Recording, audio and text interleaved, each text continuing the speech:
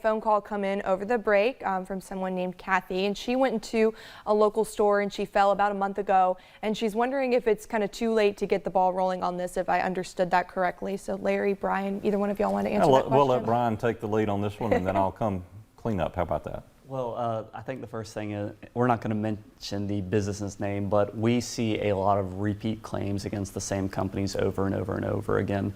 So generally speaking, we want to get the case sooner rather than later. And this is one thing Larry was talking about, is we don't know how long the substance or whatever the issue was there.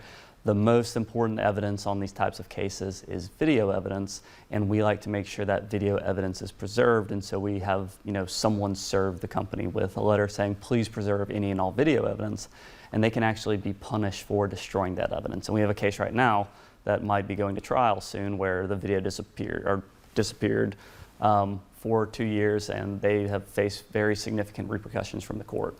With that being said, a month is not too long. If you were injured at a business, you can contact us. I think the business name we heard, we know what their policies and procedures are. If you reported the claim and filled out an incident report, they are required to preserve the evidence based on their own policies and then give it to their district manager, who then reviews it and gives it to the risk management department. So to answer your question, no, a month is not too late, but generally speaking, we like to get the case sooner rather than later to make sure critical evidence is preserved.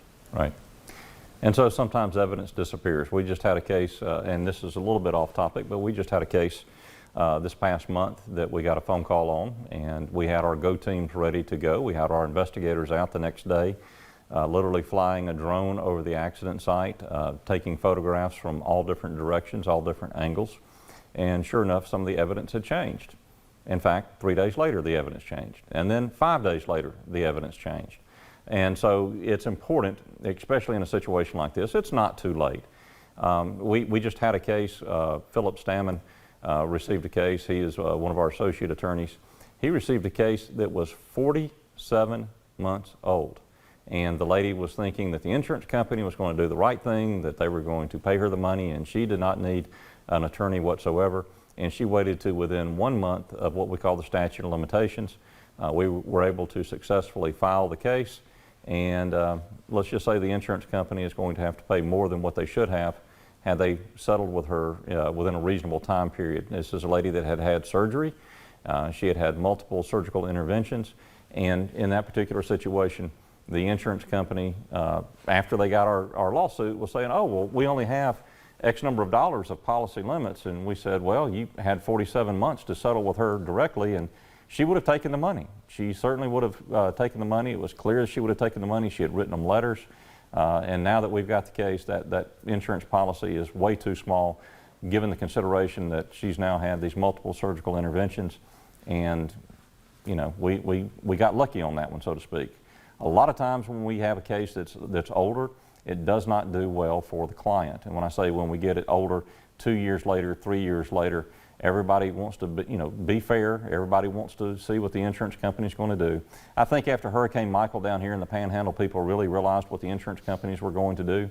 And in that particular situation with Hurricane Michael, it was not uncommon for us to receive telephone calls from people saying, I'm frustrated. I'm now on my 6th adjuster. I'm now on my 8th adjuster. I'm now on my 10th adjuster, and I can't get an answer and I can't get a response. So Kathy, a month is not too late, but if you haven't gotten a response from them within that month, then you need to really consider hiring a law firm that can handle a case like this, and it does so on a regular and routine basis.